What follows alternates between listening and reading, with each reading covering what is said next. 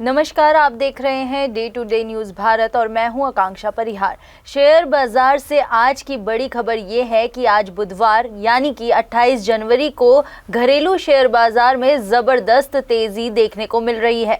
Sensex और Nifty दोनों ही मजबूती के साथ कारोबार कर रहे हैं और निवेशकों की संपत्ति में अच्छी बढ़ोतरी देखने को मिल रही है। सबसे पहले बात करें प्रमुख इंडेक्स की। आज कारोबार के दौरान BSE सेंसेक्स करीब 500 अंकों की तेजी के साथ 82,400 के स्तर पर पहुंच गया है।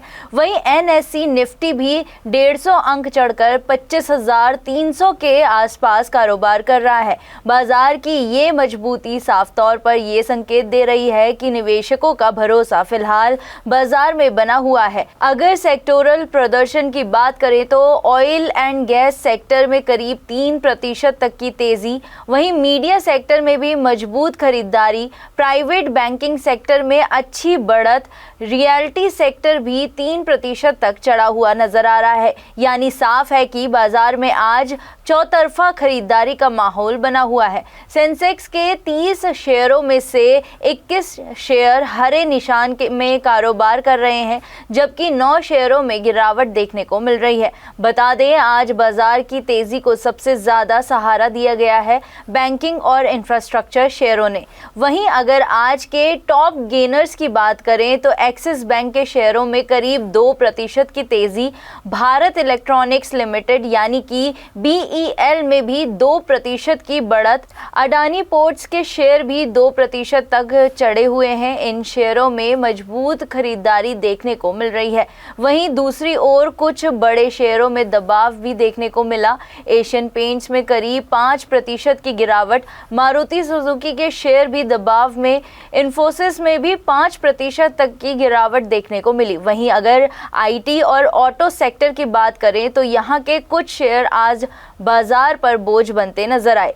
अब नजर डालते हैं ग्लोबल मार्केट्स पर, जहां मिला जुला रुख देखने को मिल रहा है। एशियाई बाजारों में दक्षिण कोरिया का कॉस्पी इंडेक्स 1.05% की तेजी के साथ 5,138 पर, जापान का निकाई इंडेक्स 0.58% की गिरावट के साथ 53,000, वहीं हांगकांग का हैंगसेंग इंडेक्स 2.21% चढ़कर 27,725 पर, चीन का शंघाई कंपोजिट 0.49% की तेजी के साथ 4,160 पर कारोबार कर रहा है। और अगर अमेरिकी बाजारों की बात करें तो 27 जनवरी को डाउ जोन्स 0.83% की गिरावट के साथ 49,003 पर बंद हुआ, जबकि नेस्डैक इंडेक्स 0.91% की बढ़त और S&P 500 इंडेक्स 0.41% चढ़कर बंद हुआ। यानी अमेरिका से बाजारों को मिले जुले संकेत मिले हैं। अब बात करते हैं निवेशकों के रुख की। 27 जनवरी को विदेशी संस्थागत निवेशकों यानी FIIs ने 3,068 करोड़ रुपए के शेयर बेचे। वहीं घरेलू संस्थागत निवेशकों यानी DIIs ने 8,999 करोड़ रुपए के शेयर खरीदे। यानी बाजार को मजबूती देने में एक बार फिर घरेलू निवेशकों की बड़ी भूमिका रही। अगर दिसंबर 2025 की बात करें तो FIIs ने कुल 34,350 करोड़ रुपए के शेयर बेचे, जबकि DIIs ने बाजार को संभालते हुए 79,620 करोड़ रुपए के शेयर खरीदे। इससे साफ है कि बाजार में स्थिरता बनाए रखने में घरेलू निवेशकों का योगदान बेहद अहम है। अब एक नज़र डालते हैं कल यानी 27 जनवरी के बाजार बंद होने पर। सेंसेक्स 319 अंक चढ़कर 81,857 पर बंद हुआ। निफ्टी 126 अंक की तेजी के साथ 25,175 पर बंद हुआ था। वहीं कल के कारोबार में मेटल सेक्टर में सबसे ज़्यादा 3% की तेजी, PSU बैंक और प्राइवेट बैंक सेक्टर में 1% से ज़्यादा की बढ़त, सेंसेक्स के 30 शेयरों में से 18 शेयरों में तेजी, 12 शेयरों में गिरावट देखने को मिली थी। कल के टॉप गेनर्स भी आपको बता देते हैं, Axis bank, Adani port, tech Mahindra.